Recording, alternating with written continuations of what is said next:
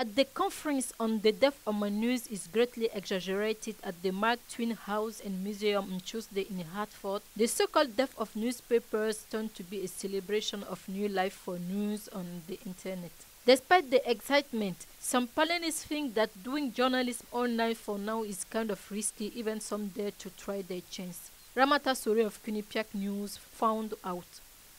Thanks to the internet, news sites are able to find out what their audiences want and then cover issues that interest them, whatever it is education, economic issues, or politics. Nadine Hazel, editor at the Hartford Courant, said the paper has had to adapt to the many ways people want their news. So they might want it when they're at the gas station. They might want it on their phone.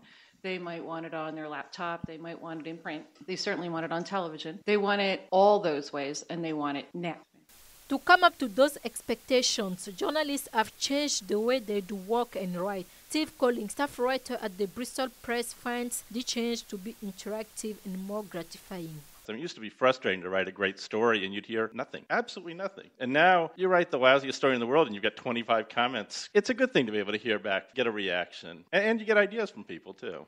Online journalists want to find ways to interact with their audiences and make money. And Kristen Stewart, editor and owner of City News Junkie, has her own way to make it happen. I do sell advertising online, and so my advertisers who advertise with me see the value in the news that I'm producing. So they're not only buying the advertising to buy an ad and promote their product, they're buying an ad to help support the site in addition to getting their message out there. Despite the fact that few sites get out while the going is good, Michael Schrader, editor and publisher of the New Britain and the Bristol Press, acknowledges that the majority is still seeking a business model that is going to succeed. We don't know what the future is going to be. There's a lot of changes that are coming. But one of the changes that Schrader does see clearly is that the future of journalism will not be based on printing presses, but on the internet.